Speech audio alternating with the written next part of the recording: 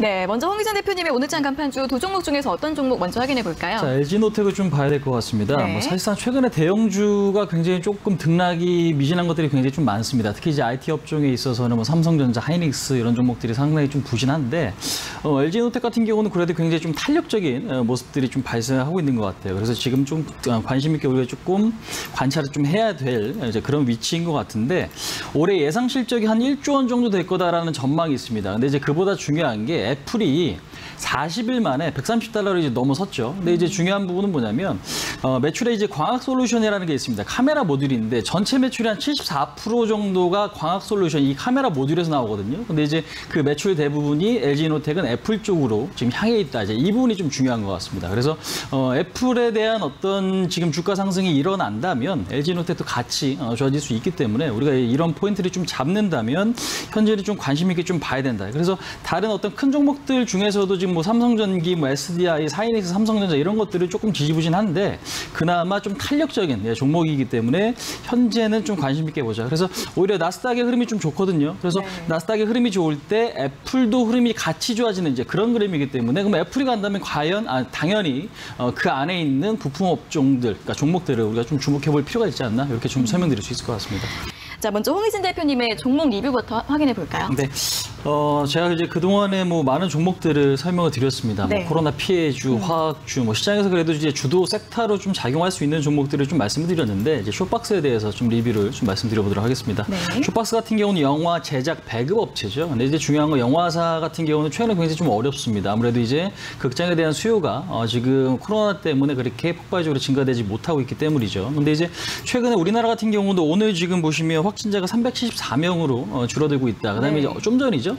누적 지금 백신 접종자가 1,300만 명을 좀 넘었습니다. 이제 이 부분도 좀 포인트를 좀 보셔야 될 것 같고요.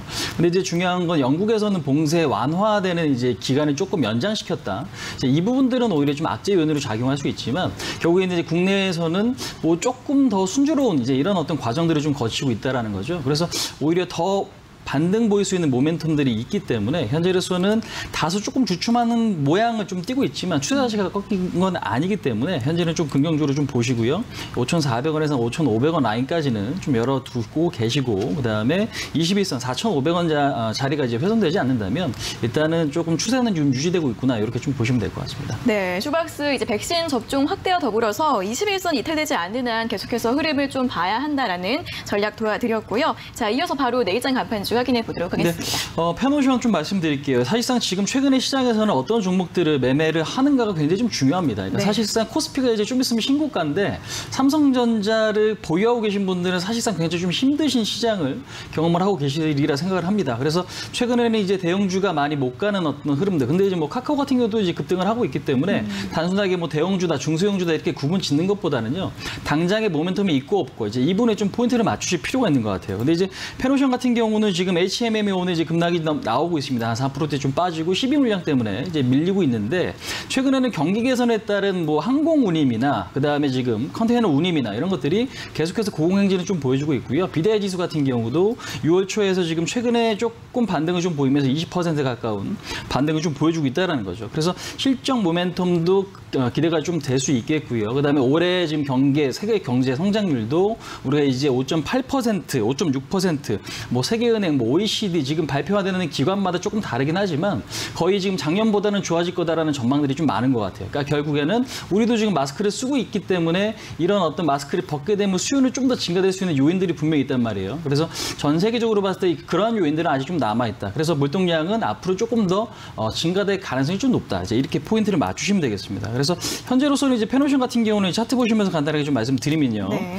5월 초까지 지금 주가가 사실상 굉장히 좀 좋은 흐름을 보였습니다. 근데 이제 어느 한순간 계속적으로 급등하는 흐름은 아니고 꾸준하게 올라간 종목인데 결국에는 지금 최근에도 한 달 정도 조정을 좀 받았고 최근에 21선도 안착을 해주고 있고 오늘 같은 경우도 그렇게 썩 탄력적인 모습은 아니에요. 하지만 지켜줄 자리는 좀 지지를 해주면서 움직이고 있다. 이제 이 부분이 좀 포인트가 될 수 있겠습니다. 그래서 현재로서는 다소 좀 추세 매매를 하실 분들은 페노션에 대한 관심이 좀 필요한 것 같고요. 목표가는 정고점보다 조금 살짝 높은 가격, 한 8,000원 정도. 그다음에 순수 라인은 박스권 하단이 이탈되는 6,000원짜리가 이탈되면 그때는 좀 리스크 관리 하신다면 그래도 지금 시장에서는 조금 탄력적인 종목이 아닌가 이렇게 좀 설명드릴 수 있을 것 같습니다.